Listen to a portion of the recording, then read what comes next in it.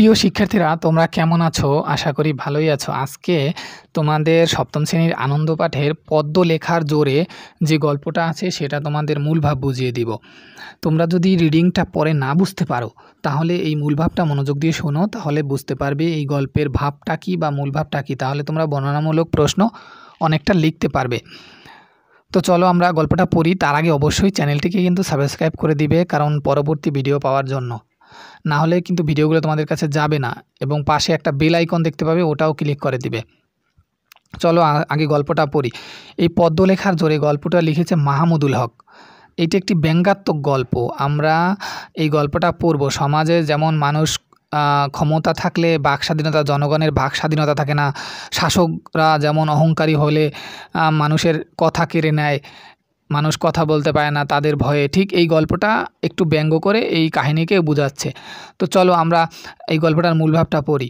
তো এটা একটা বেশি বড় না, অনেক ছোট। আমি অনেক ছোট করে লিখছি মূল ভাবটা, তোমরা যাতে সহজে বুঝতে পারো। দেখো, গল্প পদ্য লেখার জোরে এক বাদশা ছিল। এই গল্পে এক বাদশা ছিল, নাম শমশের আলী জান, যার রাজ্যে তার নামের মতো অনেক লোক ছিল। এই গল্পে যে বাদশা ছিল তার নাম ছিল শমশের আলী জান, এবং সে যে রাজ্য চালাতো সেই রাজ্যে তার নামের মতো অনেক লোক ছিল। এই একই নামের শমশের আলী জান নামে অনেক লোক ছিল। এখন বাদশা খুব গর্ব করতেন এবং বলতেন, সবাইকে বলতেন যে তার নাম 3 বার উচ্চারণ করতে হবে, যাতে অন্য নামের সাথে একটু, বাদশা চেয়েছে একটু অহংকার ইউনিক হতে, মানে যেন অন্য কারো নামের সাথে না মিলে। তাই এখন তো নাম পাল্টানো যাবে না, তাই বাদশা সবাইকে বলছেন যে তোমরা আমার নামকে 3 বার করে ডাকবে, তাহলেই বুঝবে যে 3 বার উচ্চারণ করবে, তাহলেই বুঝবে আমি বাদশার নাম ডাকতেছে। এরপরে কিন্তু কিছু লোক মজার ছলে বাদশা ও তার পাত্র আছে যে উজির, মানে উজির বাদশার যে নিয়োজিত থাকে বাদশার সাথে, সেই উজির, বিচারক বলে সহজেই, সে বাদশা এবং তার পাত্র উজির আক্কেল আলীকে নিয়ে নানা রকম গালিগালাজ লিখে ঘুরি উড়াতে লাগলো। এটা হচ্ছে কিছু লোক যারা মজার ছলে এটা করতে লাগলো, কিছু উল্টাপাল্টা জিনিস লিখতে, বাদশার বিরুদ্ধে এগুলো লিখতে লাগলো, ঘুরি উড়াতে লাগলো। বাদশা খুব রেগে গেলেন এবং ঘুড়ি উড়ানো নিষিদ্ধ ঘোষণা করলেন। এখন রাজ্যে ঘোষণা করলেন যে কেউ ঘুড়ি উড়াতে পারবে না।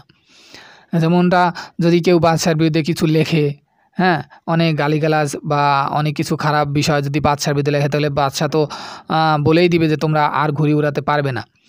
কিন্তু রাজ্যের ছেলেরা গোপনে ঘুড়ি উড়ানো চালিয়ে গেল। কিন্তু কিছু ছেলে ছিল যারা গোপনে ঘুড়ি উড়ানো চালিয়েই গেল, শুনলো না বাদশার কথা। বাদশাহ পণ্ডিতের কাছে গিয়ে ঘুড়ি শব্দের মানে জিজ্ঞাসা করলেন, যে ঘুড়ি শব্দের অর্থ কী, এটা পণ্ডিতদের কাছে জিজ্ঞাসা করলেন। পণ্ডিত অনেক কষ্ট করে অভিধান খুঁজেও ঠিক অর্থ বের করতে পারলেন না।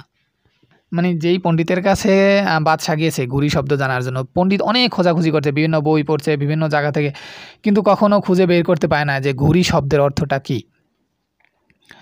এবং সমুদ্রের তলদেশ থেকে অর্থ আনতে উজিরকে পাঠালো, যে উজির, তুমি সমুদ্রের তলদেশেও যদি কোনো অর্থ থেকে থাকে সমুদ্রের নিচে, সেখান থেকে অর্থটা নিয়ে আসো, ঘুড়ি শব্দের অর্থ কী আমার জানতেই হবে। বাদশাহ এটা বলল। উজির সেই অনুসন্ধান করতে গিয়ে আর ফিরে আসলো না। উজির তো গেল আর কখনো ফিরেই আসলো না।